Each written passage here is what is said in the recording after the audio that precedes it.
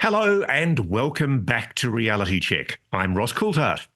Now, is there anything that annoys you more than that constant Carl Sagan refrain, extraordinary claims require extraordinary evidence? It's the line that's been used by contemporary science so much to try to essentially stop any of the claims being made about anomalous phenomena being taken seriously. Which is why I'm very interested to speak to our next guest today, Jim Segala, Dr. Jim Segala. Jim Segala is a physicist engineer who's spent much of the last few years researching anomalous phenomena, especially around the Uinta Basin in Utah, where the Skinwalker Ranch is located. He's got a PhD in physics and advanced degrees in engineering, and he's been involved in anomalous phenomenon research for quite a number of decades, and he's got connections with many of the top scientists in this field. What I'm fascinated to talk about with Jim today is you hear it all the time. You hear it from so many people in mainstream science that the subject of UAPs should not be taken seriously because there is no science. There's nobody doing creditable scientific work to investigate these alleged phenomena. But in fact, Dr. Segala has just recently published some initial results of a research project he conducted in the Uinta Basin using custom-built devices called MPASS for Modular Unidentified Phenomenon Alert System. And what they are, they're sensors that monitor a variety of environmental signals, including RF, gravimetric, gamma radiation, microwaves. And what Jim has found is, I think, bloody astounding. It's extraordinary work. It's really impressive. He put these sensors adjacent to the homes and other locations where subjects who were reporting anomalous phenomena kept journals in which they tracked their anomalous experiences. These included things like unusual physical symptoms and health effects, precognitive effects, UAP and orb sightings. And these people also reported encounters with various morphologies of NHI. Yep, aliens. And what Dr. Segala found was signals that strongly correlated with reported events. Not only that, the data was so consistent, he thinks he can even predict future events with almost 100% accuracy. For stats nerds, that's a 4.8% sigma, even down to whether they're going to be positive or negative experiences. So let's bring Jim in. Jim, welcome to Reality Check. Can you tell me, sir, firstly, who you are? Let's set up your credentials. Let's set you up as a real scientist, someone who's genuinely interested in anomalous phenomena.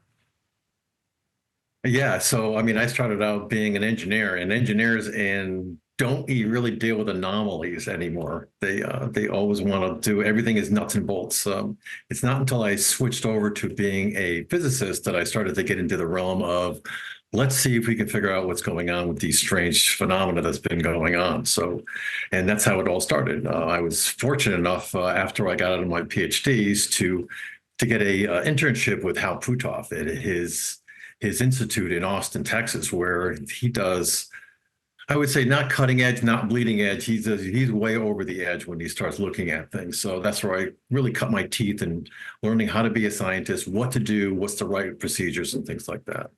So what have you been doing? You've been actually working at the Skinwalker Ranch, haven't you? You were involved in the ORSAP and BASS studies, essentially the DIA funded studies, the studies funded by the Defense Department.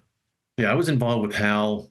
His institution was actually part of that whole time frame when they were Bigelow was trying to understand, what's going on the ranch and doing all this interesting physics and science on the ranch. And Hal was, of course, a big part of that. He was a Bigelow science advisor, so he was actually part of that whole thing and led a lot of the science for that. So I got involved when I was working with him Later on, I actually was boots on the ground on Skinwalker Ranch doing investigations, looking at some of the injuries that are happening there and around in the general vicinity, unexplained injuries that were linked to seeing things or feeling things or having some experience with some kind of non-human intelligence that left injuries on people. That's how I got started in this field. So let's quickly deal with the broad proposition, Jim, which I posited at the very beginning of the show. What do you say to the scientists, the people in mainstream science, who scoff at the notion that there is any scientific basis at all to anomalous phenomena? Well, it's all the same thing. In the scientific method, if you follow the scientific method and you do it properly, a lot of the problems that you would normally encounter in an investigation go away, because now you're doing statistics right. You're setting up your experiments so you can actually pull out statistics in a proper way. So when you come to a situation like this, you say, well, we have anomalies that are happening. We're having medical anomalies happening in some part of the country. So we're going to say, okay, how do we prove that? So first of all, you have to have a hypothesis that says, why are they happening?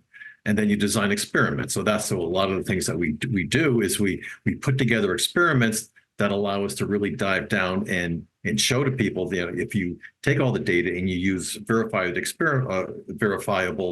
type of equipment, you have proper scientific data. We interviewed Brandon Fugel on this show a few weeks ago, and Brandon was quite annoyed at the idea that many people push, which is that Skinwalker Ranch, like a lot of TV reality shows, just makes stuff up.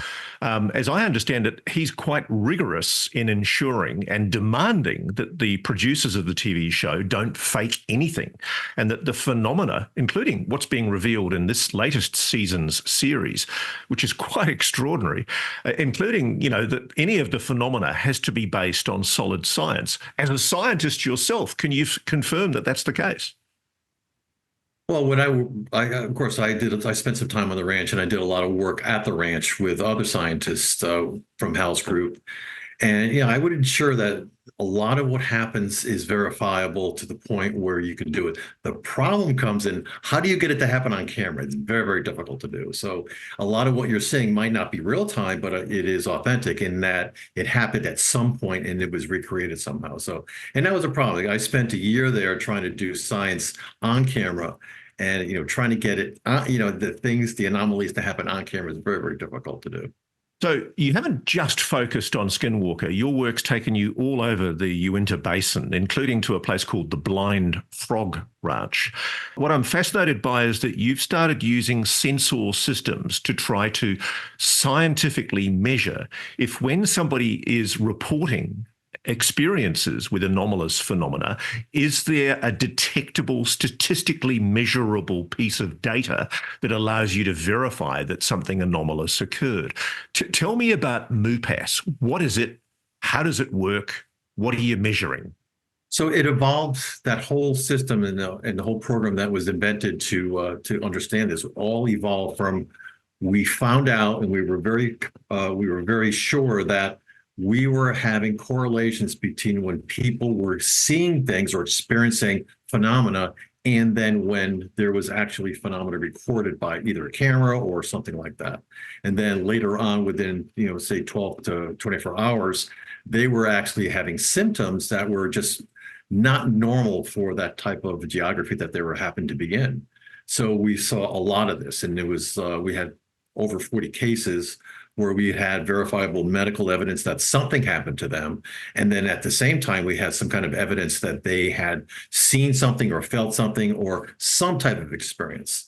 And then you put all that together and you say to yourself, well, if something is actually happening physically to them during these experiences, it must have some vector, or it must have come from the outside into their body somehow. And if that happens, we could probably measure it at some point if we have the right equipment.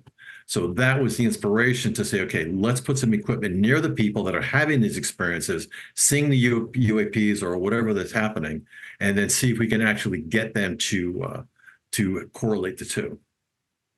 So what do your MPASS sensors measure?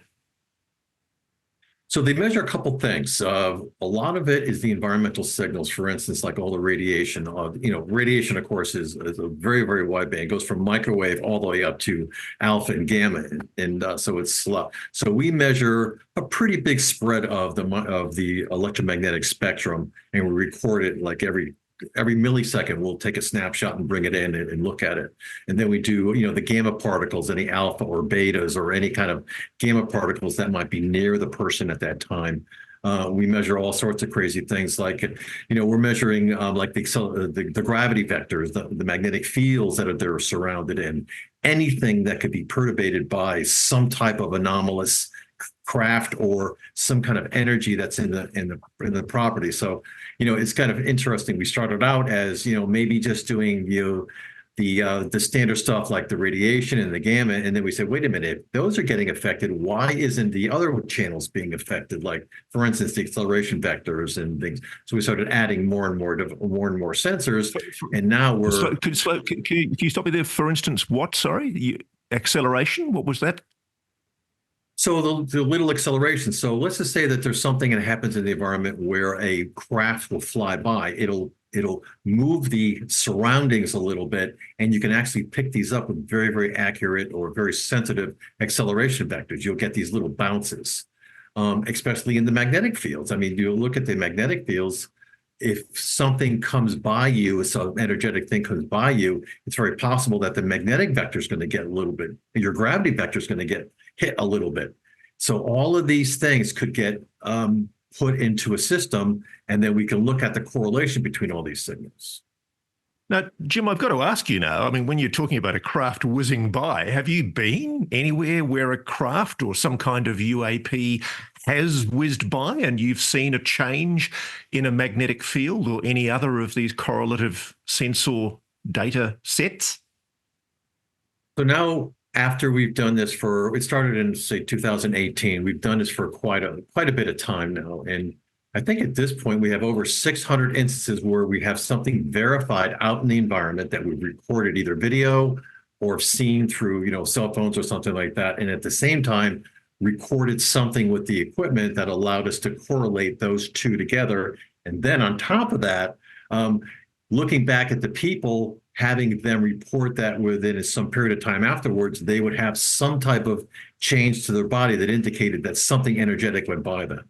So the way this works, you've got people who've previously experienced anomalous phenomena, including a lot of your test subjects, I understand, have been people who were working in the Uinta Basin, including at Skinwalker Ranch and Blind Frog Ranch. And they were reporting anomalous phenomena, and they were keeping a journal. And so they'd presumably wake up in the middle of the night and say, I just saw an orb in my bedroom, or, I mean, give me some examples of what they saw. So it was a nice little system that was set up for them. So these devices just sit there and record, and they're just all in the background record. But you also gave them a nice little portal where they can actually log all of their anecdotal narratives of, like, I woke up and I had this incredible dream. The dogs were barking, and all of a sudden there was an orb that flew by. I went outside, I looked up, and there was something, and I took a picture of it. So we have all the narratives and all of this anecdotal information from these people for, over 3 years worth of data. We had well over 35 people that actually participated in this. And it's like gobs and gobs of data that we put through models, and we allowed us to do. So let me cut to the quick. There's a case study in one of your PowerPoints that you very kindly sent me, and it's number 316. And in it, the patient is quoted as saying, immediately after you've picked up some data that actually corroborates this, they say, quote, I am telling you, last night was such a crazy night. If I were to ever say I was abducted, it would have been last night. It was the strangest experience. Can you tell me, I don't expect you to know this off by heart, but can you tell me, do you recall what you picked up in terms of correlative, measurable data at the exact point that that person described that experience? Right. So the interesting part of the experiment that we did is that it's sort of a blind experiment. The people have no idea what the data looks like. They never really know. They know maybe 2-3 weeks later. but they just put these like things in it, and this one popped up one night, and I looked at it and I said, well, that's interesting. And when they pop up, they also show the system shows you what's going on in all the other sensors, and all of a sudden I had to see at the exact moment that that person said that, leading up to that point, there was this enormous electromagnetic spike and gamma spike simultaneously in two of the sensors. So it was like the person had this incredible dream or whatever happened to them. They had this feeling that there were, something was going on with them. And I looked at the recording of the sensors, and that popped out. There was this enormous amount of electromagnetic energy and gamma energy in the room. Just to give the viewers the exact numbers, it was 22 times the normal levels of gamma radiation. Yes, I forgot about that. Yeah, that's 10 times the normal levels of microwave radiation. Now, yes. Is there anything prosaic, anything normal, anything mundane that can explain how it came to be that at the very same time that that person was reporting anomalous phenomena or experience, you were detecting with your independent sensors, without the knowledge of that person, huge leaps in gamma radiation and microwave radiation? So I can explain probably a very simple way that you can do electromagnetic energy. I mean, you can put it in a microwave and you can zap it. I mean, that's one way to do it. The gamma, though, that when the gamma spikes, you can't go to a Home Depot and do gammas and buy anything to do that. I mean, that's something that, you'd have to go to a linear accelerator or something like that, or go to a oncology to have any kind of gamma of that level. So, Jim, I'm doing you the favor of making the point here. You're a very cautious, measured, objective scientist. What I love about your research is, frankly, it's a poke in the eye for the people in mainstream science who contemptuously dismissed the idea that there isn't this kind of work being done. You are looking at controlled blind studies where test subjects are reporting anomalous phenomena, and you are receiving data independently without the knowledge of those people, verifying at exactly the same time that they are experiencing spikes in, well, isn't that alarmingly dangerous levels of radiation we're talking about? 22 times normal gamma? Yeah, but it happens over short periods of time. So it's not like in other words, if you go into an oncology and you had radiation, therapy for some lesion, it's something that would be over minutes and hours. This is like very, very short, very high pulses. So, I don't make it fantastic or anything, but it's almost like it's been turned on, turned off really quickly. So, but it's enough for the instrumentation to measure it. And so, and people ask me all the time, should I leave my house? Should I just leave the state? They said, radon is in everybody's house, and I don't know, and everybody has it, and you can see the radon clicking across because there's a Geiger counter in these devices that are actually measuring all of the all of the gamma, alpha particles and beta particles. But it's when you have that little background energy and all of a sudden, bam, it takes off, and it correlates with when somebody says, I just had this incredible sensation that I'm being watched, or, I looked up in the sky and I saw something flying by. That's when you get some really good scientific data. So you're saying that you've actually been able to, over the years that you've been doing this work, you've found correlations between your sensor system, your MPASS sensors, and what people are reporting on 600 separate occasions.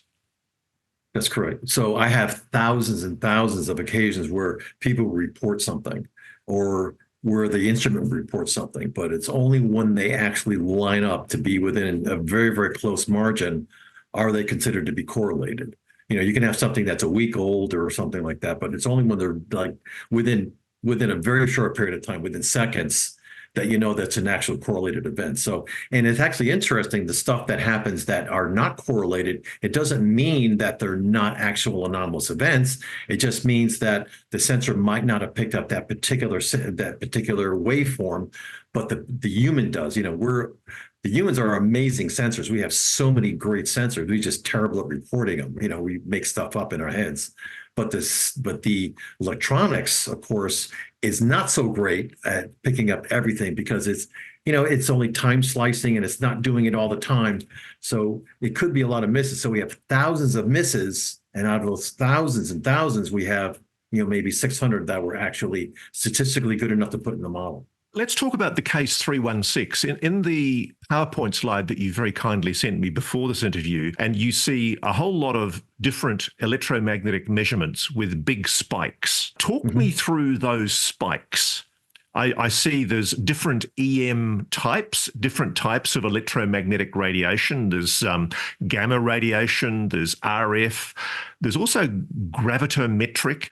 Talk me through where you're seeing these spikes, and are these all measuring anomalies at exactly the same time that this individual reported this phenomena?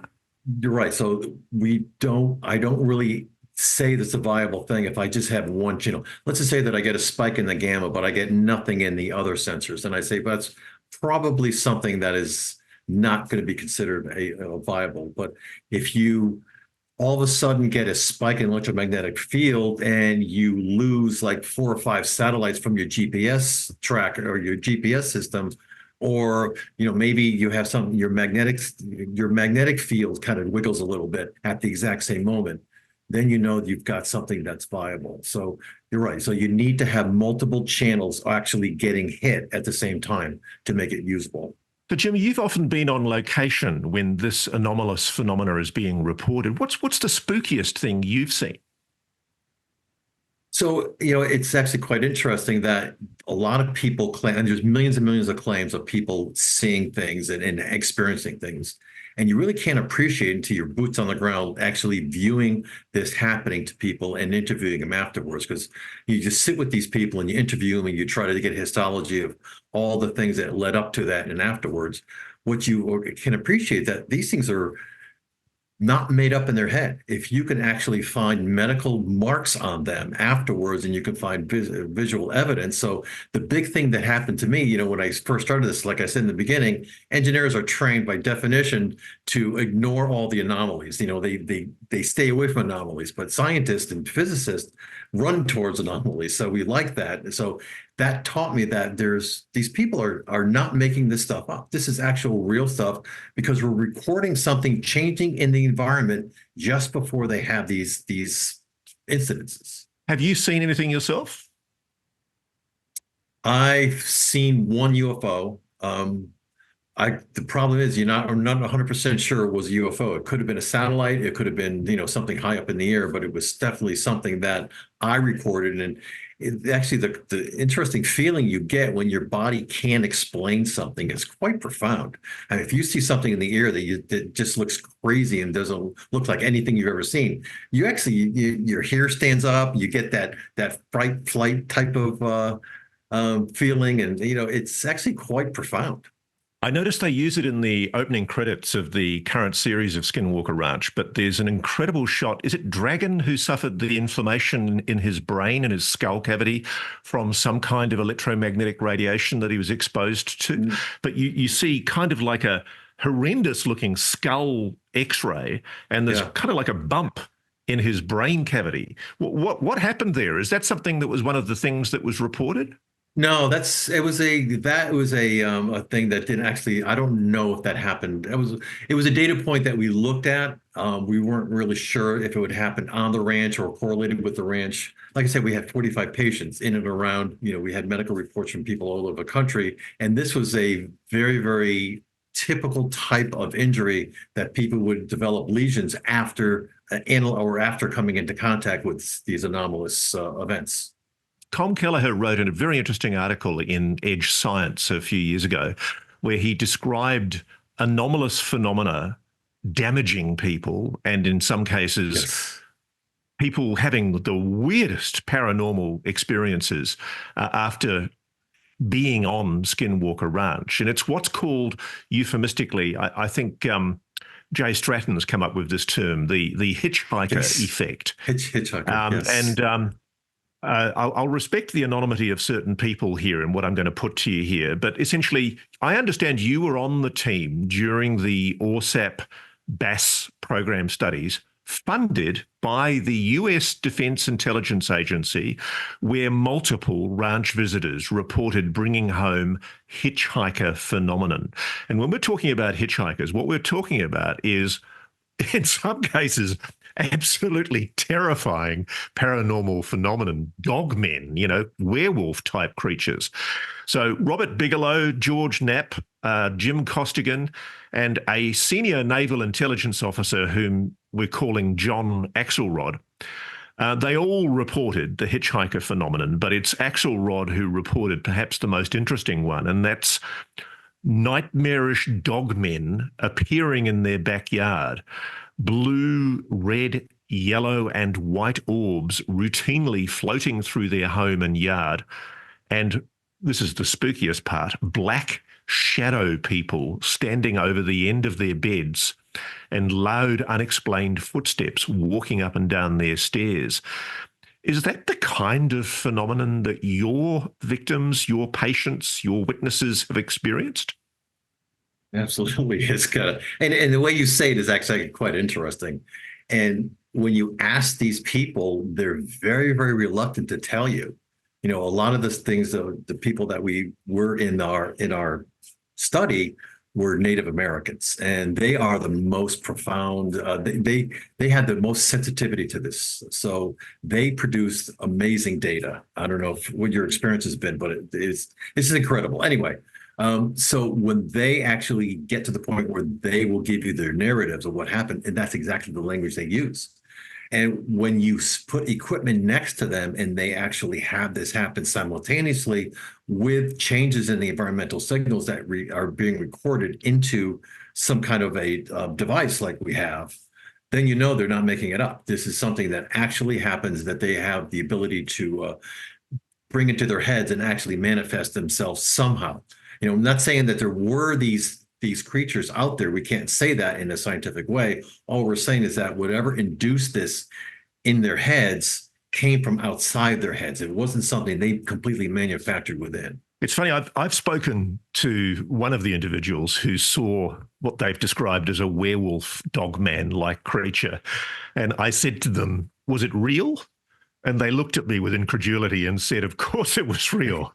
They were, obviously, I know you've got to restrain yourself as a scientist, but there was no doubt in their mind that what they were looking at was something real, something solid, something physical that was manifesting itself, God forbid, in their home. It's quite interesting. So we have, megabytes worth of data, narratives that people write, and they get very prolific when they write about their sensations and things like that. They talk about lots of things anyway. So it's actually quite interesting when you hear it, the emotion that they put into this stuff. So they believe it's 100% real. Whether it's real or not, I mean, that's something that we don't know yet, but we know there's something physical happened in the environment just before they saw these things. So can anyone get one of these MPASS units, Jim? Like, how much are they? Yeah. I mean, I must confess, there are people here in Australia, I'd love to buy one. So the story goes is that when I originally started this in Hal's group, I mean, this was all started within Hal's Institute for Advanced Studies out of Austin. And it was funded by this European philanthropist who was very, very wealthy and very, very generous. And he funded most of the hardware and the upkeep and all this other stuff. And I shut it down about a year ago. I said, I have enough data. I'm going to publish it. I'm going to write a book and all that stuff. When people found out I did that, they got all mad at me, and they demanded that I get back into the thing. I said, okay, so I made a website and I put all the data on there, and I made it available for them to go. I said, you want one? I don't have the funding anymore to pay for these things through our sponsor, Hal's sponsor. But if you want one, I'll put it on there and I'll put it on the network, and you can do the same. But yet they have to guarantee me that they're going to give me the narratives. They're going to actually, be involved in the study and, give me all that information. So all of a sudden, all these people came out of the woodwork asking me to, I made it available. I do it. It's pure nonprofit. So I don't make any money on it. I just, when I tell everybody how much all the parts are, and I put, we have people to put them together, but yeah, I made it available. Are MPASS units something that people can buy? Yeah. Right now, I have it on the internet. It's something I'm completely foreign to. I've never done this before. But we make them and ship them out, and I've got people ordering all over the place. So it turns out there's a big community of people that have they have the want to answer the questions themselves because they are scared to death of what's going on in their heads. They're seeing things. They're walking outside at night and they're seeing these things in their neighborhoods, and and they don't understand why it's happening, and they just want a little relief. This is the thing, Jim, that I know there are so many people contacting me, and there are days when I just get completely overwhelmed because there's a lot of very good people who are hurting all over the world, people who are suffering what they describe as abduction experiences where they're having an engagement with the phenomenon. And the thing that infuriates them is when I have to say to them, well, what evidence have you got that this happened? How can you prove that there was something anomalous that took place? What I'm very excited about with the technology that you're describing is you've got a demonstrated ability now to show correlations between anomalous phenomena and measurable data. Yeah, and I want to remind you that it didn't start out like that. It started out where we were trying to understand the correlation between physical events that are happening in the environment and these experiences they're having. What came out of that is the actual ability to look at it, look at the waveforms leading up to some point and to predict whether or not how they're doing, as far as it's almost like one of those mood rings, but for this kind of paranormal activity that they were experiencing, to say, it looks like you might be having an event within the next week or so to give them some kind of relief. And that's kind of the crux of what they wanted to understand. Now, what interested me, I'm fascinated by the sequence of events here because obviously, you started seeing stuff during the ORSAP and BAASS, the BASS studies that were done for the Defence Intelligence Agency. Colm Kelleher was involved in doing similar work with Robert Bigelow during the earlier NIDS studies. And you've also got work now being done by Travis Taylor and all of his colleagues at Skinwalker Ranch, which are also detecting measurable anomalous phenomena. Right. What I want to drill down into here, because I think this is a really important issue, is what's euphemistically called, and I think sometimes inaccurately called, Havana syndrome. One of the things that comes out of your work is the capacity to measure people who are experiencing anomalous phenomena, not just in the Uinta Basin, but anywhere in the world. And as we all know, in 2017 or in 2016, there were over 30 US and Canadian diplomats at embassies in Cuba who were reporting unexplained health problems. And the initial cause was suspected to be a sonic weapon. Then it happened in Guangzhou in China, similar symptoms in 2017. And in 2018, you started researching injuries of unknown origin in Utah's Uinta Basin. And these were stumping investigating physicians. They couldn't find correlations. And in the end, a detailed scientific histology of the patients and medical records pointed to an electromagnetic energy pulse as the cause. And this is how in 2018 you began to construct devices to record these environmental signals. So is it accurate that your work was a response to the growing concern about US diplomats and other civilians being caught up in what's called now Havana syndrome? Actually, yeah, to give the timeline a little bit more accuracy. So they had their incidences, the 50 people that were down in Havana that came back, and they were separated into, I think, 8 different hospitals throughout the United States. Walter Reed, those kind of hospitals. At the same time, Dr. Kit Green, I don't know if you've heard of Dr. Kit Green. He was a person that also works with HAL. He was on the team that I worked with. He was the medical side, I was the physics side. We started looking at some of these injuries that we were seeing in our case studies, and we were saying almost with high degree of confidence that it was some type of electromagnetic pulse that was actually causing the injuries and doing this. The National Academy of Science came out with a statement that we said, we feel that it's the electromagnetic pulse that is actually causing this. We didn't really know. The people that were doing Havana syndrome said there was sonic. And they said, well, our patients look more like it's going to be electromagnetic. And then the Academy of Science, National Academy of Science, did a very detailed study, which lasted, I think, 2 years. I think 2019, 2020, they came out with a statement that says, okay, we think it's electromagnetic pulse as well. So that kind of made us feel, whoa, we thought we were crazy for thinking this. And all of a sudden they came out with it. It was like a big, anyway, made us feel great. Okay, so I'm interested because a lot of what I'm sourcing here is from an article that Colm Kelleher wrote in Edge Science. And it's interesting to me because I know there's Colm Kelleher, there's Kit Green, and there's also Gary Nolan. And I think you've actually been working at times with Gary. And all of you have been looking at these correlations with injuries that might be related in some way to electromagnetic or some kind of weaponry system.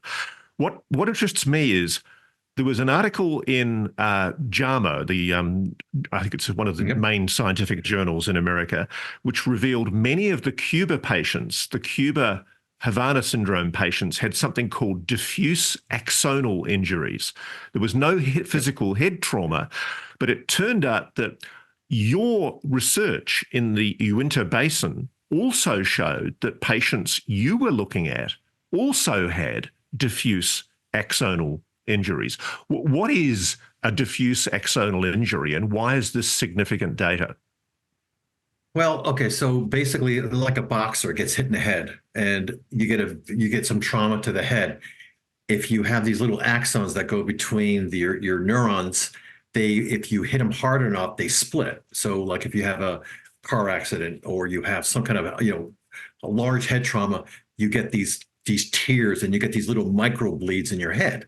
That happens a lot when you have trauma to the head. I mean, significant trauma to the head. They were seeing this without any trauma whatsoever, which was very disturbing. So you have a normal person doing their normal thing, they're laying in bed or whatever, and all of a sudden they get hit by something and they have an MRI done of them, a very specific MRI, and they find out they have these microbleeds, which are an indication that you have this ailment. And they don't understand what's going on. So what's going on? How can that possibly happen without actual head trauma? So that was something that was a big question mark for them. Now, one of the things that really blew me away, Jim, was in your research, you actually concluded, quote, treating the land and phenomenon with respect usually leads to a very positive interaction with lower level recordings on the scientific instruments. Negative interactions show very defined peaks with profound negative effects.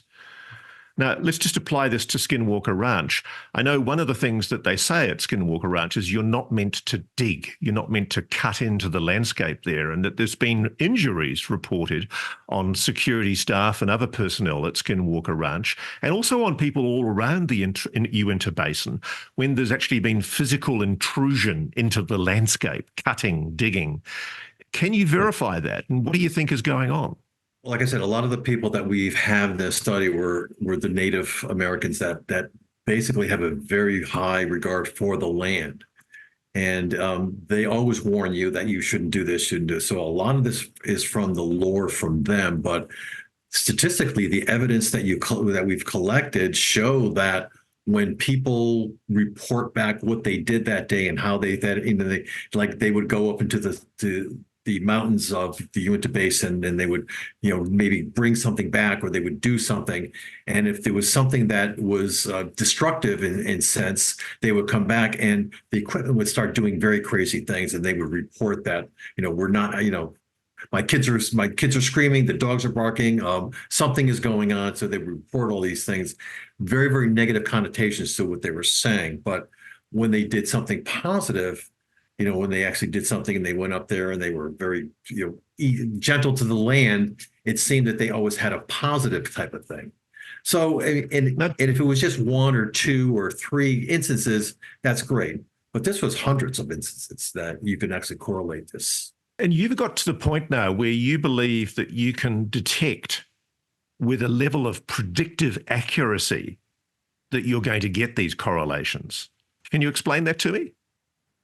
Well, if you think about it, if you have a waveform that you record for hours and hours and hours, and you have points there that people report that they have instances or some experience that happens.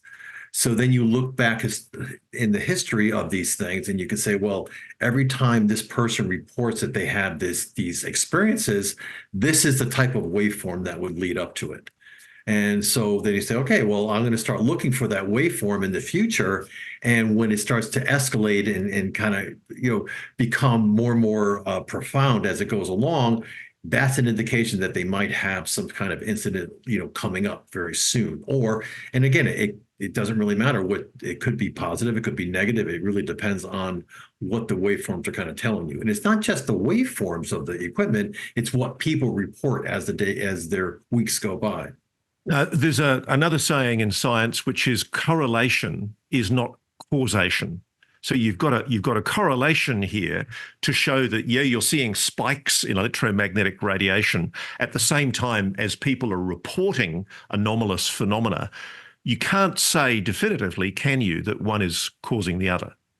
No, you can't. And unfortunately, you can't. So what you try to do is you try to gather enough statistics and switch it in the way that you say, that, like I said, today's models, AI is very, very helpful in this. You use large language models, you do all this kind of crazy stuff. It's very, very available and easy to use now. And you let that do your science for you, basically. You just provided enough data that allows you to pull out the predictions to say, okay, well, this is happening. And then you can go back through 3 years of data and check to see how you're doing. If you go back a year, this person had a profound experience at this date, what did it look like beforehand? And you can get you get your error bars to see, how that looked.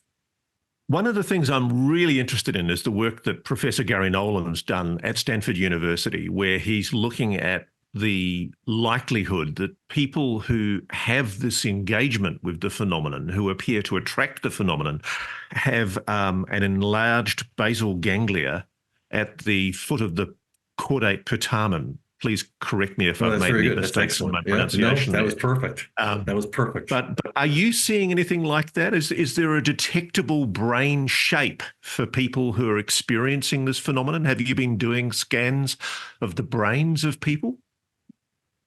I personally have not, but I work with Dr. Green, who is actually involved in that type of work. He's looking at that kind of correlation. What the correlation that I find is that there's, like, for instance, there might be people that would have these experiences, see something in the air, have these medical problems or something like that, have somebody stand next to them who actually see that, but have actually no medical issues whatsoever. So two people side by side see the exact same phenomena. One actually see the phenomena, but not have it like a profound experience. One person has the experience, other person doesn't. So it's obvious that some people are better at this than other people are. So there's no question about that. So, Jim, okay, we're coming to the end of our interview here, and this is where I ask you the really curly question that puts you on the spot. And the curly question obviously is, you're a scientist, you're objective, you're measured, you're careful, but you've got 600 incidents where you've seen observable correlations between spikes in RF and other types of data, mainly EM data, and reported anomalous phenomenon by multiple witnesses. Is it real? So I can guarantee you one thing. It's real to the person that actually reported it. They actually feel they saw something in the air, or they saw something floating through the room. They saw something. Whether or not it's a physical entity that has matter, unknown. So when John Axelrod, as he's called, and his poor family, who were literally on the other side of America from Skinwalker Ranch, where Axelrod had been based, whatever he brought home, Do you think that phenomenon was real? The dogmen, the floating hooded creatures hovering over the end of the bed, the footsteps on the stairs? I mean, whatever it is, they're seeing something, aren't they?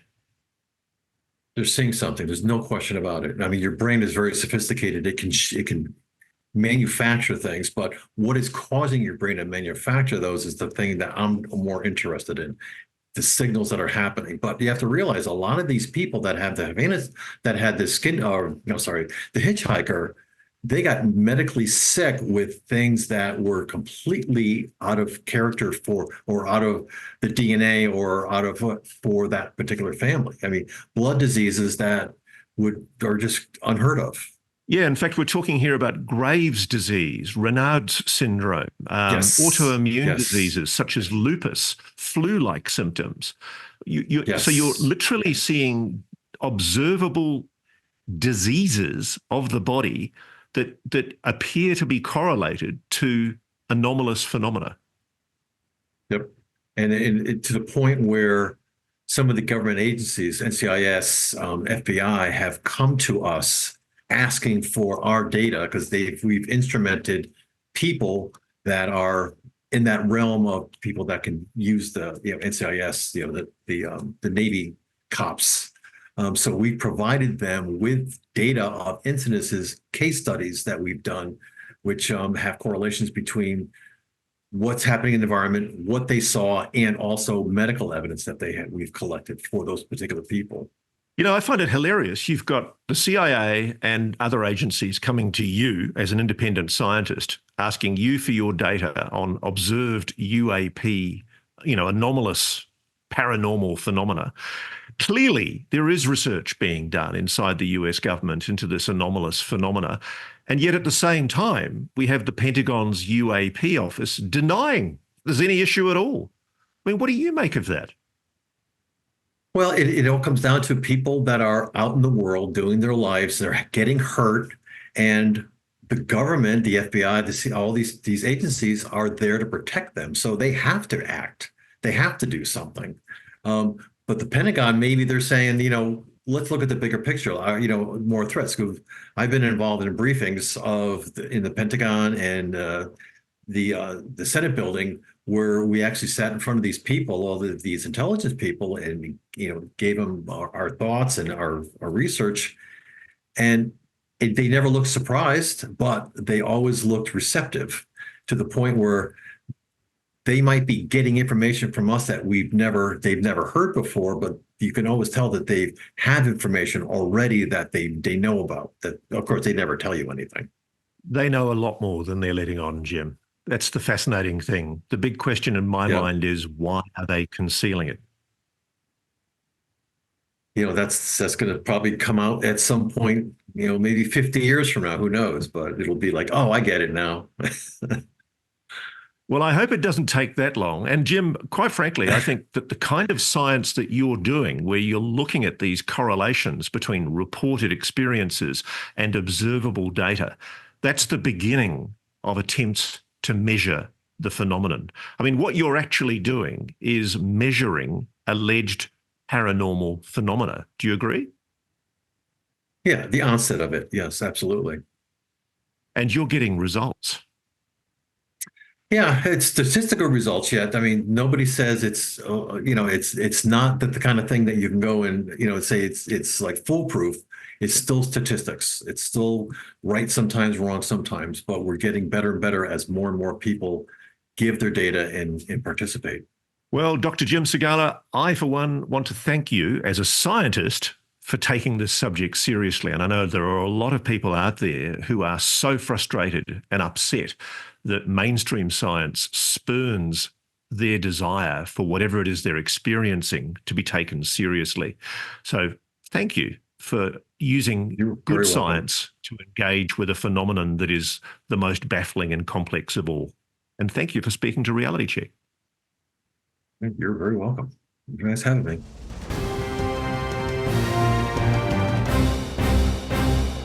Welcome to Reality Check. I'm Ross Coulthart on assignment for NewsNation in America. Today we're in Arizona on a story I can't tell you about, but I can assure you it's a goodie. So back in November last year at the Seoul conference, I interviewed Tim Gallaudet, a former admiral in the US Navy and also an oceanographer with the National Oceanic Atmospheric Administration. He told me why he believes the UAP cover-up is real.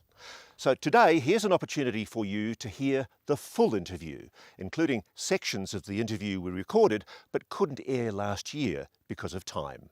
I hope you enjoy it. Tim Gallaudet has spent a career serving his country. First in the Navy, working in areas like aircraft carrier combat operations and assisting Navy SEAL teams during counter-terrorism operations, according to his official biography. More recently, he served as acting administrator of the Commerce Department's agency, which forecasts weather and monitors ocean and atmospheric conditions, where he analysed the science behind weather and other phenomena. So, Tim, you've said publicly that you think UFOs, UAPs, are the story of the century. Now, I happen to agree with you, but why do you say that? Oh, absolutely. We're being visited by non-human intelligence with technology we really don't understand, and with intentions we don't understand at all either. And this is just one of those great big questions. Are we alone or not? And we're learning we're not. Now, that really does surprise me to hear that from a former very high-ranking flag officer in the US Navy, to actually say you're stating categorically that you believe NHI, non-human intelligence, are real. Absolutely, I do. Why do you say that? Well, for a number of reasons that have been coming out. Congress has been informed and they've drafted legislation and they've passed legislation, for example, to establish a DoD office to look at it. They did the same, NASA did the same with a UAP study team. And we know from the UAP hearing this summer that there are crash retrieval programs. And I have 100% confidence that the testimony by David Grush and the other witnesses is accurate. Wow. That's a big thing for you to say that, isn't it? It is. It's astonishing. And that's why I wrote that article in The Hill. I don't understand why more people are not interested in this. I mystify the lack of intellectual curiosity. You know, the moment for me was the Schumer Amendment, when the Senate Majority Leader, Chuck Schumer, put into proposed legislation language referring to non-human intelligence over 20 times. Exactly. That's the statement. And Congress doesn't act at that level without information. Clearly, you believe there's a cover-up. Yes. Why are they covering it up? I mean, you're probably one of the more highly cleared public officials from the military, past serving, who's basically come out publicly and said, you think this is real. Why do you think there is this cover-up? What are they concealing? Well, sure. This is technology we're still trying to learn about, and it could give us an advantage in any military conflict. And so that's a good reason to not disclose the nature of the technology. And I think for the foreseeable future, we don't want to release and disclose all of the technology that we've recovered. However, I think it's about time that we do disclose that we are in contact with non-human intelligence. That's what needs to be put out there in the public. You very prominently sat right behind Ryan Graves in the House Oversight hearing earlier this year. You made a point of being seen to support Ryan Graves, the former fighter pilot, David Fravor, the former fighter pilot, and David Grush, the former Pentagon intelligence officer for the NGIA. Why did you take such a public position?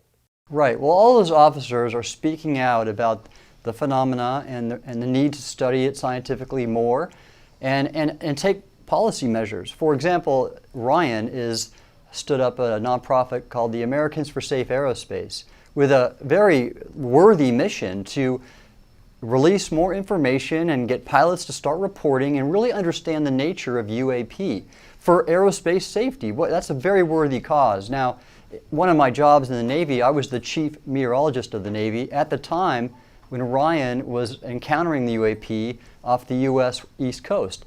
And when I saw that these were occurring, and I think it's people know that I received a secret email with the Go Fast video attached to it from my boss's operations officer, where I learned now that these were happening and occurring in training airspace and causing near midair collisions.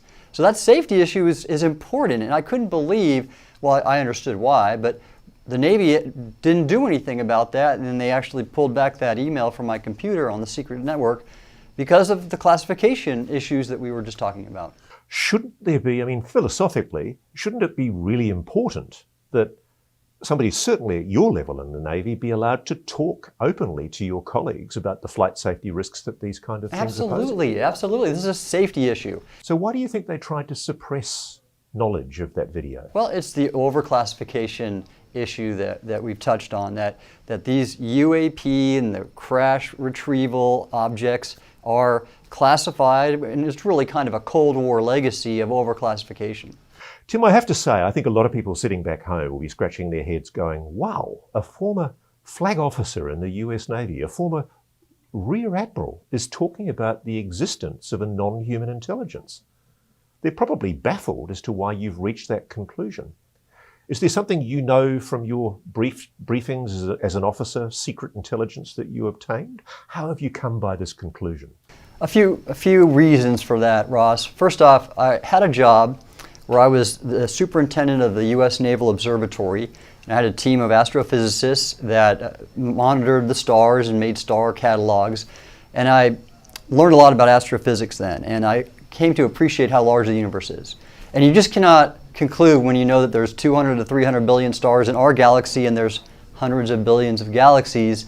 To think that we're alone is incredibly arrogant, for one. And then two, as I mentioned, I saw on a secret email the Go Fast video in 2015, I believe, and then I knew that was not our technology. Are you disappointed that the US government's not doing more data-driven empirical research investigating UAPs? I am. I think it's time now, and with the Seoul Foundation coming out in its inaugural symposium here, this is exactly what we're trying to do, is make policy recommendations to the US government to begin more systematic scientific study of UAP in a number of ways. And what Seoul is looking at is both hard science, trying to acquire some of the materials we have from the crash retrieval program so we can learn more about that technology, which could have incredible benefits to society, as well as some of the humanities aspects. So things like sociology and anthropology and some of the, I guess, ethics issues possibly. The problem, Tim, is that a lot of the government is still in absolute denial. I mean, you talk as a fact about a crash retrieval program, and we're talking here about retrieved non-human technology, aren't we? Yes. And yet there are people in the government, like until very recently the Pentagon's spokesperson on UAPs, Dr. Sean Kirkpatrick, is still saying he's seen no credible evidence of this phenomena. What do you say to that? So what you have going on right now are, again, legacy classified programs, special access programs, and without congressional direction and White House policy, that's not going to change. And so I don't criticize, for example, Sean Kirkpatrick, because he's just a good soldier doing what he's told to do. The people there has to be legislation, so the Schumer Amendment is just a must-do. And then there has to be the White House issuing policy. And right now, it's not coming from Kirkpatrick, it's coming from the White House, because the DOD, the Secretary of Defense, doesn't do anything that is counter to the White House policy. And they've obviously, to me, have decided on a policy of non-disclosure. Can I ask you this? I can understand why it might be decided by very senior people in the Defense Department that we shouldn't reveal technology because it's a weapon, a potential weapon. It's a potential advantage in a future war. You can understand that, can't you? Absolutely. I think some of the technology should remain classified. We don't want it to get in the hands of our adversaries. However, the fact that we're being visited by non-human intelligence, that is what I think needs to be disclosed. Now, granted, it's not an easy thing for a government to do, because then they're going to admit that they don't really know what they are or their intentions, and it makes us look vulnerable. True. But I think as a society, we're ready for this. We've turned that corner. Why is the Seoul Foundation so important? Right. So we're at a time now where previously UAP have been pretty much received stigma and skepticism. And we're changing that. We're at an inflection point in our understanding of this phenomena. And SOL is coming out now to advance the scientific study, the education for the public, collaborative sharing of insights from academia, and then policy recommendations to encourage transparency by our government. What sort of research would you like SOL to do? Well, I'm of course interested in the technology aspects of the UAP phenomena. That's fascinating to me, but there are other elements again. I mean, the sociocultural, I guess, implications are great. We're not alone. This is what we're learning. That in itself is something worthy of deep and great study. You know, it's amazing. I think a lot of us watching on would think that somebody at your level of seniority in the US Navy and then in NOAA, I would have thought you would have been briefed into something like this program. Oh, no. Their special access programs are very tightly restricted. And so you have to look at what one's job is and that need to know, right? If they have a classification or a clearance at a certain level, and then do they have a need to know? Those are the two prerequisites. In my job as the oceanographer of the Navy, for example, it really wouldn't have made sense for me to have been read into these crash retrieval programs. The obvious question then is, clearly the government knows a lot more than it's letting on. Here's SOL starting out doing virgin research, and yet the best research is probably hidden inside some of these special access programs. Would you like to see the government sharing more of that data? Absolutely, and that's the purpose of the Schumer Amendment. And that's what we want to see, is we want this panel that it directs to convene and review these programs and make a determination on what can be released or disclosed without compromising national security. Now, Tim, I don't think it's a coincidence that the jet fighter pilots who came forward are US Navy. There's a lot of US Navy behind the push for transparency. Is the US Navy more switched on to the need for transparency and disclosure on the UAP issue than the, say, let's guess, the Air Force perhaps? Well, the statistics of disclosure certainly make that the case. And we've seen that with Ryan Graves and David Fravor, for example, Alex Dietrich. Why is the US Navy different from the US Air Force on disclosure? Right. Well, I think Chris Mellon wrote an op-ed, I believe it was in Politico, but you'll have to check, about this, about the Air Force not disclosing at a level like the Navy.